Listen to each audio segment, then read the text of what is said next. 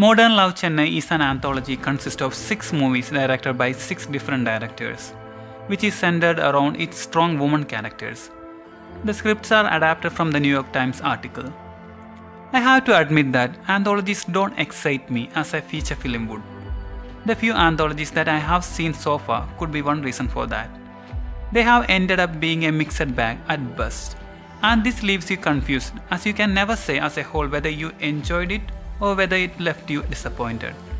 But when I happened to hear the soundtracks of this anthology, 4 music directors Isaiyani Ilayaraja, Yuvan Shankar Raja, G.V. Prakash Kumar and Sean Roldan collectively composed 19 songs for this anthology, in which the 13 songs by Ilayaraja stands out. My initial interest towards this anthology developed mainly because of these soundtracks. But after watching the anthology, I can clearly say that this is just what we needed to rejuvenate mature discussion on love. Most of the stories in the anthology manage to surprise you with their unique takes on romance, something that has been absent in New Age Tamil cinema. I know with this single video and few words about each film, I am not doing justification towards this gem of movies, but I will try my best to convince you this anthology worth your time. Director Rajamurugan's Lalagunda Bommaigal is the first story where we meet a lower middle class girl named Shobha, played by Sri Gauri Priya. She is coping not just with a failed love affair but also an abortion. Left broken on the hospital bed, Shobha hopelessly shuts off the world around her. Her pain is emotional and physical, and when she is taken to meet a god man, he tells her all this will be healed by another love that will come her way soon. Eventually, after many fateful events, she falls in love with Nathuram, a Panipuri seller. Unexpected events follow. While watching the initial scenes of the movie, I was skeptical that the movie going to fall into a dark zone. But surprisingly, the movie changed its mode and tone from there. Here, Vijay, played by Vasundhara, keep on telling us that you can't live with men, you can't live without them either. But the reverse is true as well, is what the director ultimately teaches us. Story-wise, the movie doesn't rise that many heights, but the performances are really good, especially Sri Gauri Priya and Vasundhara. The biggest attraction in this film is Sean Roldan's music, which keep our attention at right point. Jigarda Danga in particular bursts with the energy of finding love again. With all that, the movie gave a perfect start to the anthology. In Balaji Shaktivel's Imaigal, this story explores the nuances of a middle-class marriage, along with the struggles of Devi, who has to deal with her loss of eyesight and look after her family. When Devi, played by T.J. Banu, informs her boyfriend, Nityanandam, played by Ashok Selvan, that she will lose her eyesight after a few years due to a degenerative eye disorder, it seems like she expects him to desert her. Nityanandam, however, takes her hand in marriage and promises to show her all the world until she can. But after a few years, we realize that it is not only Devi's vision, but also her world has shrunk to doing household chores and taking care of their daughter. She loses her sense of self in this struggle, and how Nityanandam helps her to regain it is the crux of the story. T.J. Banu's performance is a standout, and Ashok Selvan ably contributes to this segment. But T.J. Banu's dialogue delivery reminds us someone who is not familiar with the language, and that disturbs a bit. The beauty of this movie lies in some of the most tender moments between Devi and Nityanandam. This movie is a winner. Krishna Kumar Ramkumar's Kaadhal Enbadhu Kannula heart irukkura emoji was a surprise for me. Ritu Varma is terrific and sells the cutesy antic superbly.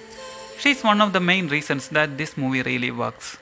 Centered around Mallika, who is influenced by romance in cinema and is madly hoping to recreate such a romance in real life. This short carries a certain vibe and charm, be it the filmy references or the spoof-like treatment at times. This one gets everything on point. Everything about this short makes you swoon and look back at the charm, delight and anxiety of innocent love. Sometimes it reminds me the Malayalam movie Premam. In a scene, Mallika says there are 1,000 songs for when girls fall in love, but not a single one for when they break up. Mallika wonders why there aren't any soup songs for women. You chuckle but share her wonder. Moving on to director Akshay Sundar's Margazhi, we meet a depressed teenager, Jasmine, played by Sanjula Sarathi, living in a small town who is coping with the divorce of her parents. Jasmine's father enrolls her in a choir class at the local church, and there she meets Milton, played by Chu, a Delhi spending his winter holidays with his grandmother.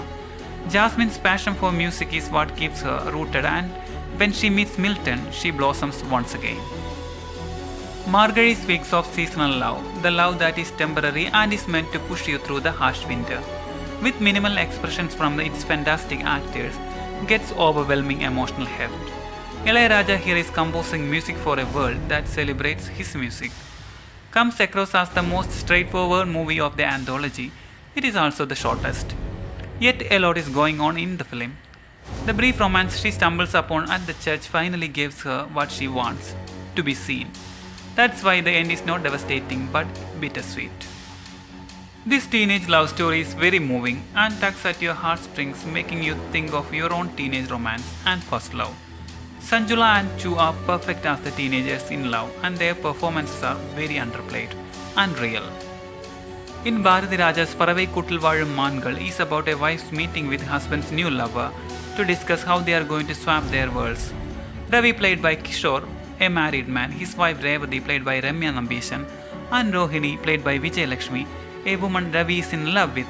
They decide to talk things through to see how they can all get the best of the circumstances. Even while it has characters desiring to be a part of the conventional family structure, the ideals that they follow are modern. Most of the story revolves around the conversation Ravi, Rohini and Revati have around divorce, their kids and future. The story moves from I and me to the us in today's world. Revati, played by Ramya, who is accepting of her husband's decision to move on, tells his lover Rohini, "Let's create a new world for our children where we can find a place for all of us."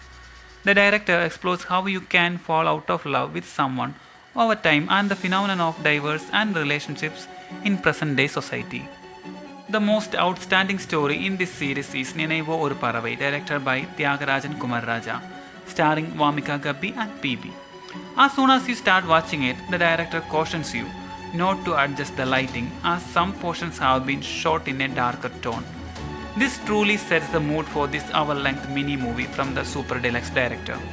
This segment about Sam, played by Vamika, and Kay, played by PB, an aspiring filmmaker.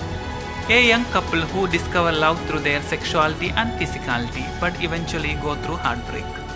Kay develops amnesia due to an accident after their breakup, and Sam helps in the healing process by trying to jog his happy memories.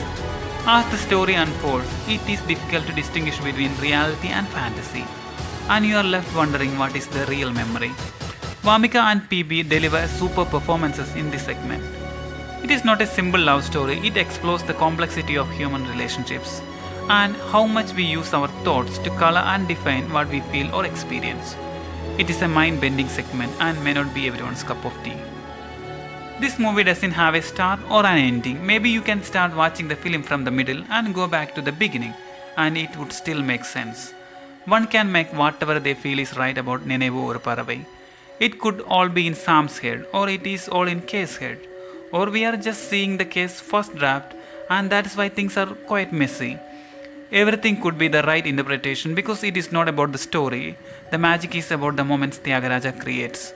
With such a delicious film, Modern Love Chennai leaves us wanting more. And on the downside, I am a bit confused about climax of two movies, which are Lalagunda Bommaigal and Kaadhal Enbadhu Kannula Heart Irukkura emoji. Both films end with the girl finding the right guy through an arranged marriage setup.